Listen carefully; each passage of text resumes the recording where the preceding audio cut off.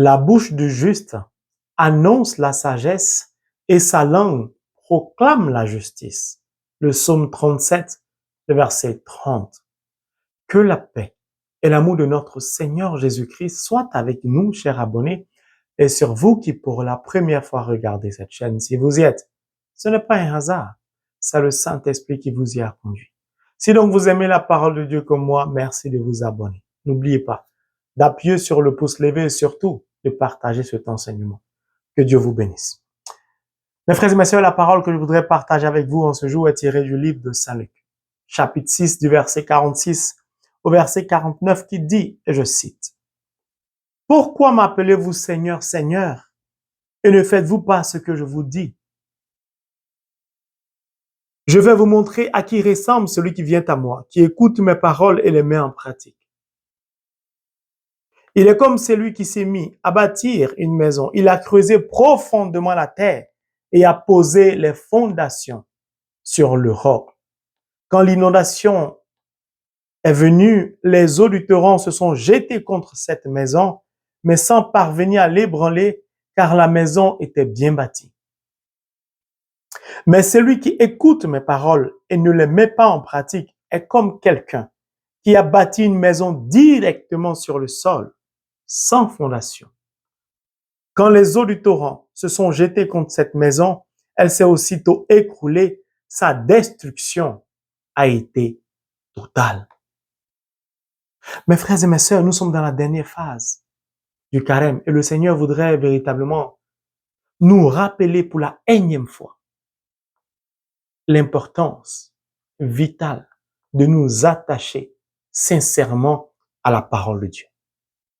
Le Seigneur dit, pourquoi m'appelez-vous Seigneur, Seigneur? Il le dit 2 fois. Et ne faites-vous pas ce que je vous dis? Il nous pose une question. Parce qu'il ne comprend pas.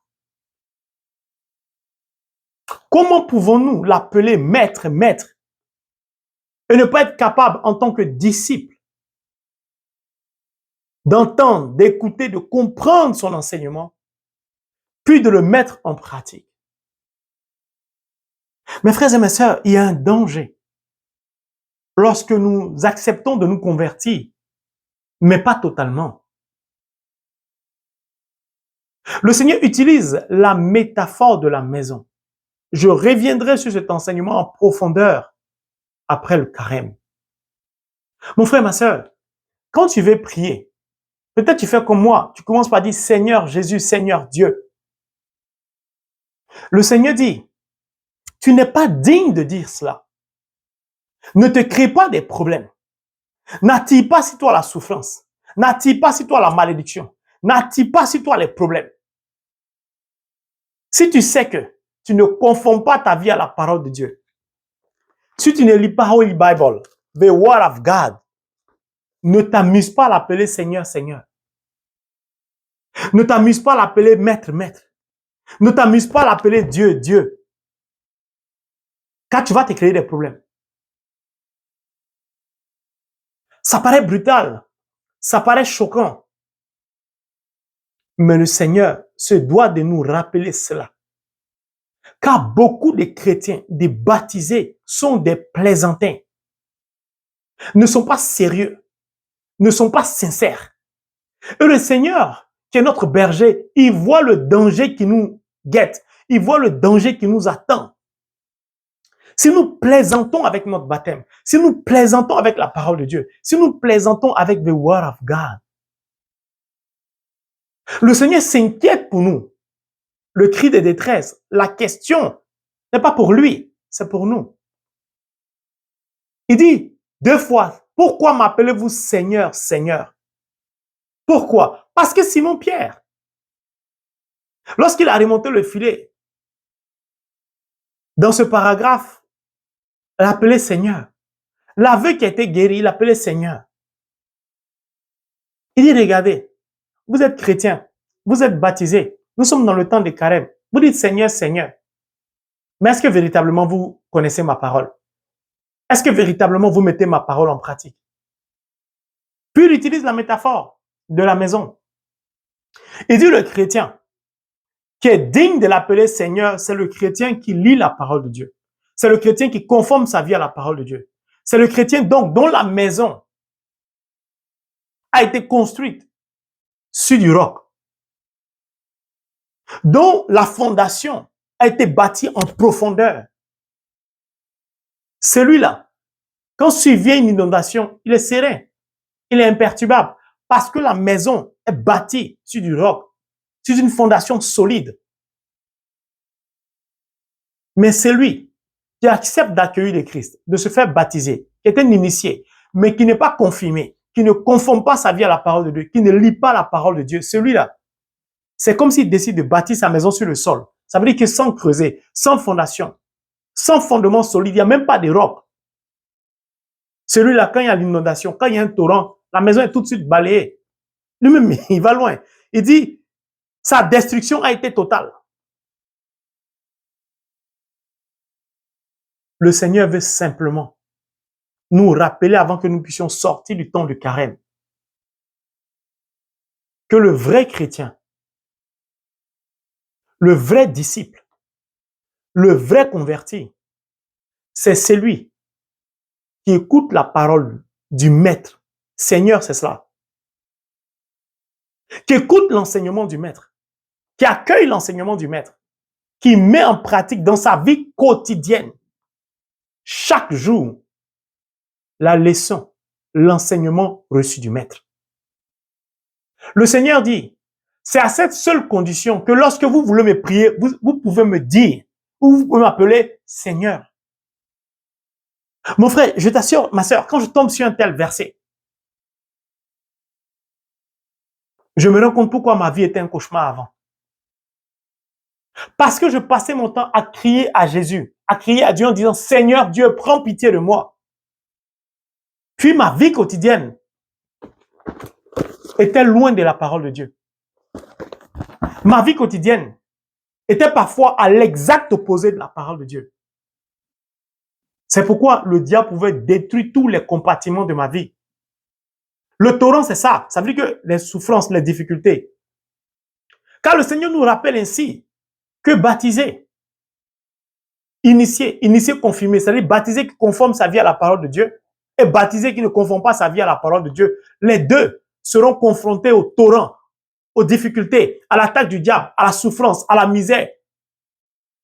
Mais ce qui va faire la différence, ce sera la fondation. Sur quoi tu bâtis ta vie chrétienne? Lorsque le Seigneur dit, il est comme celui qui s'est mis à bâtir une maison, il a creusé en profondeur la terre et a posé les fondations sur le roc. Le Seigneur nous invite à une conversion profonde et sincère. À une conversion profonde, sincère et durable. Lorsqu'on va bâtir, regardez quand on veut bâtir un immeuble, on creuse, on va en profondeur. Donc, la profondeur et la qualité de la fondation indiquent la hauteur de l'immeuble. Ou j'inverse, la hauteur de l'immeuble n'est déterminée qu'à partir de la profondeur de la fondation et de la qualité du roc. Lorsque la Bible dit le roc signifie Dieu. Donc le vrai chrétien qui a accepté de se convertir, le vrai disciple qui a accepté le Christ comme son maître, la vraie brebis qui a accepté Jésus comme son berger, est ce disciple-là qui, lorsqu'il écoute l'enseignement du maître, conforme sa vie à la parole de Dieu. C'est-à-dire, il applique l'enseignement chaque jour dans sa vie. Ça veut dire qu'il a accepté de laisser l'enseignement aller au-dedans de lui-même, s'asseoir en lui, bâtir sa maison, lui donner une assurance, lui donner la force de vaincre l'ennemi. Mon frère, ma soeur, est-ce que ta vie chrétienne est bâtie sur le roc? Est-ce que ta vie chrétienne est bâtie sur Dieu? Le roc, c'est Dieu.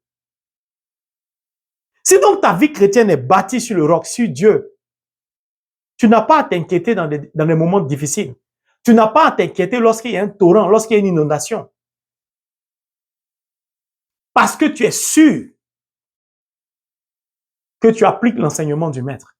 Alors là, le Seigneur dit, tu es digne de l'appeler Seigneur, Seigneur. Mon frère, ma soeur, regarde-toi dans le miroir, on sort du temps du carême. Si tu ne lis pas la parole de Dieu, si tu ne t'es pas attaché à Holy Bible, si tu ne connais pas la puissance ou l'importance de la parole de Dieu, le Seigneur dit, tu mets ta vie en danger en tant que baptisé. C'est pourquoi vous voyez beaucoup de baptisés souffrent. Vous voyez beaucoup de chrétiens qui souffrent.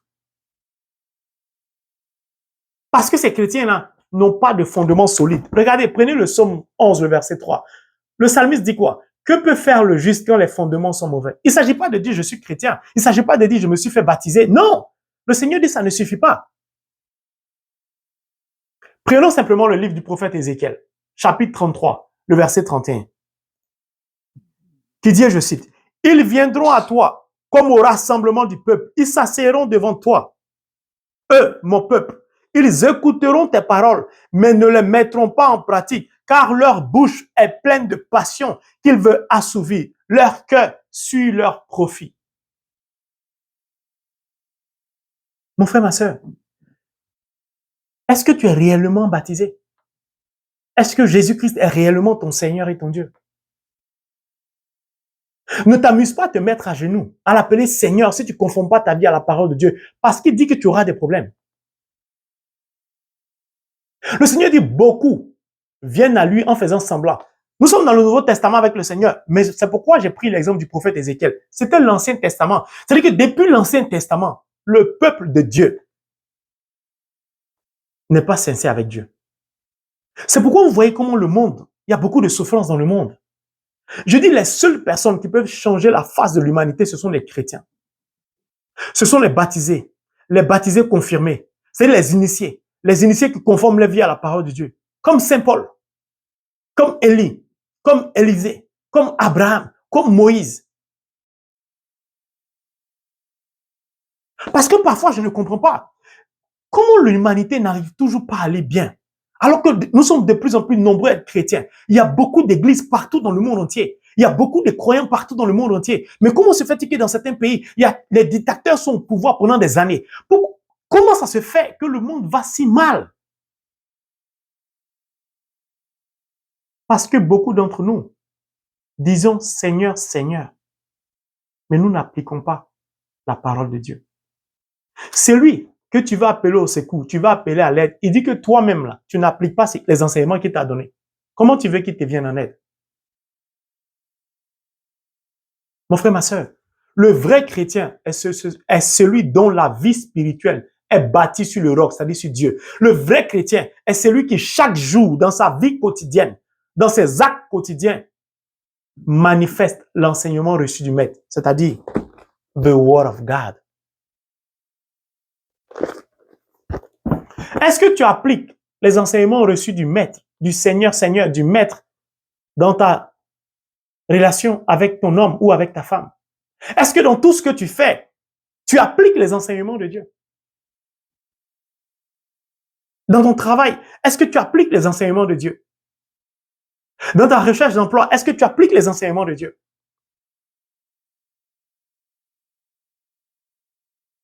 En ce temps de carême, le Seigneur nous invite à être sérieux avec lui. Je vous assure, la question du Seigneur est une question violente. Pourquoi m'appelez-vous Seigneur, Seigneur, ne faites-vous pas ce que je dis? Le Seigneur nous dit, pourquoi vous vous moquez de moi? Pourquoi vous me manquez de respect? Pourquoi vous m'humiliez? Pourquoi vous voulez me ridiculiser? Mes frères et mes sœurs, ça fait mal. Moi, j'ai mal parce que c'est mon berger. Mon Seigneur et mon Dieu, c'est lui. Il est ma lumière et mon salut. Comment j'ai pu l'offenser à ce point avant? Vous savez, parfois, je suis là, je pleure. Certaines personnes avec qui je parle, mes proches, certaines personnes avec qui je prie, souvent me disent, pourquoi tu es triste? Pourquoi tu es en larmes? Et je leur réponds, j'ai mal. Car si j'avais vite compris et bien compris la parole de Dieu, il y a beaucoup de choses qui n'allaient pas arriver dans ma vie. Il y a beaucoup de choses qui n'allaient pas se passer. Parce que j'étais baptisé, entre guillemets, juste, mais je n'avais pas de fondation. Et beaucoup nous sommes à ne pas avoir de fondation. Gloire soit rendue à Dieu qui m'a permis, en m'appelant à le servir, de comprendre beaucoup de choses, de comprendre beaucoup de mystères de la parole de Dieu. Quand en réalité, tout nous est donné. Je dis bien, tout nous est donné.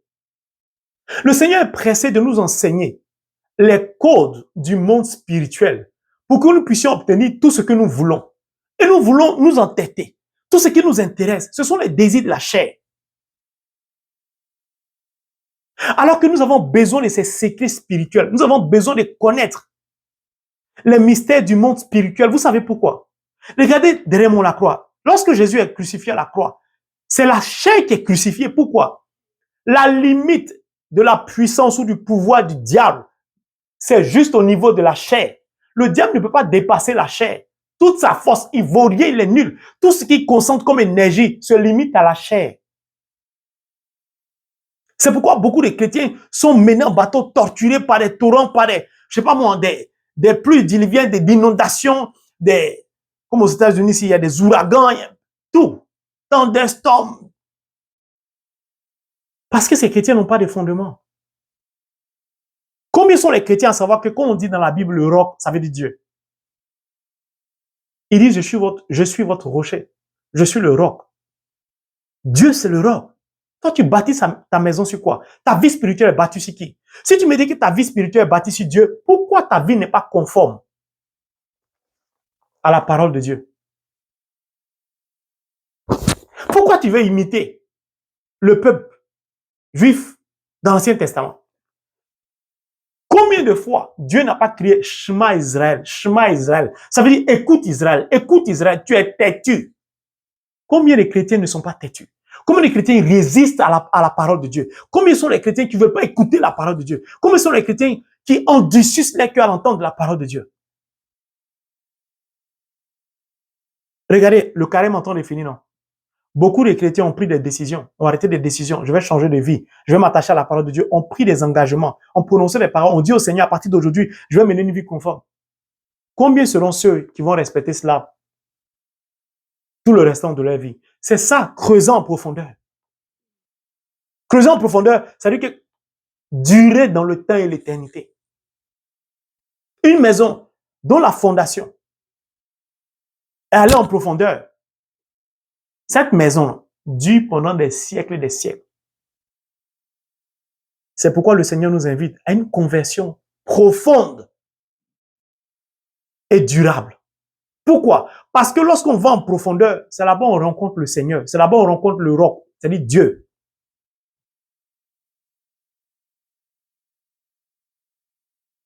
Mes frères et mes sœurs, je vous en supplie. Parfois, quand je prêche la parole de Dieu, peut-être vous ne remarquez pas, mais c'est comme je sens les larmes de Dieu dans mon cœur et j'ai envie de pleurer. Mais parfois, je lutte un peu pour ne pas pleurer parce que les gens vont penser que je pleure. Je vous assure, pendant que je suis en train de prêcher, je sens les larmes du Seigneur en moi. J'ai envie de pleurer, je me sens mal. C'est pour ça que parfois quand je fais des enseignements, je vous dis, je me sens mal. C'est parce que le Seigneur me dit que je souffre, mon enfant, je souffre. Parce que les gens qui écoutent ma parole, quand tu enseignes, d'autres serviteurs, les gens n'écoutent pas, le peuple n'écoute pas. Ils écoutent les enseignements, mais ils ne veulent pas appliquer. De ce fait, ils mettent leur vie en danger. Et moi, j'ai mal parce qu'ils crient au secours alors que la solution est dans leurs mains. Mes frères et mes sœurs, je vous en supplie, baptisés que nous sommes, acceptons de ne plus jamais prononcer le nom de Jésus en vain. Le nom de Dieu en vain. C'est un commandement. Hein. Beaucoup de personnes ignorent ça. Il y a déjà fait un enseignement dessus. Ne dis pas le nom de Dieu en vain. Seigneur, Seigneur. Ne dis plus ça si ta vie n'est pas conforme à la parole de Dieu. Quand tu mets ta propre vie en danger, c'est le Seigneur qui le dit. Alors, mes frères et mes sœurs, en ce temps de carême, que le Seigneur nous donne la force remplie de son Esprit Saint, de pouvoir véritablement lire la parole de Dieu, nous attacher à cette parole, puis conformer notre vie à la parole de Dieu chaque jour. Dans tout ce que nous voulons faire, dans tous les domaines de notre vie. Vous savez pourquoi le Seigneur veut que nous allons en profondeur, que nous conformons notre vie à sa parole. Nous appliquons ses enseignements chaque jour. Parce que c'est chaque jour que le diable nous tente. Le chrétien qui lit la parole de Dieu 3 jours, qui applique la parole de Dieu 2 jours, il manque 2 jours pour que la semaine finisse. Les 2 jours, il n'a pas fait. Ce sont les 2 jours que le diable va venir détruire les fondements de sa vie. Va venir détruire la fondation de sa vie spirituelle. Puis après, maintenant, il va tomber. Alors que Dieu nous donne rempli de son Esprit Saint, je vous en supplie. J'ai mal, mon cœur bat comme si j'ai des palpitations. Arrêtons d'humilier le Seigneur. Arrêtons de le ridiculiser. Prenons vraiment le Seigneur au sérieux. Prenons le Seigneur à cœur. Le travail, tout le reste, là, mettons ça en second plan. Je parle de nous, les baptisés. Parce que Dieu compte sur nous pour changer la face de l'humanité. Dieu compte sur nous pour bouleverser beaucoup de choses. Nos enfants, la jeune génération est perdue aujourd'hui. Parce qu'ils n'ont plus de repères. Le monde leur présente des schémas tonitruants, bruyants, qui n'ont pas d'essence, qui n'ont pas, il n'y a pas de morale, il n'y a plus d'éthique. Dieu compte sur nous. Il a besoin que par notre mode de vie, le niveau de consécration de nos vies, par nos actes quotidiens, nos frères, nos petits frères, nos petites sœurs, nos enfants, nos filles, nos fils puissent s'identifier au travers de nous. Que Dieu nous bénisse. Amen.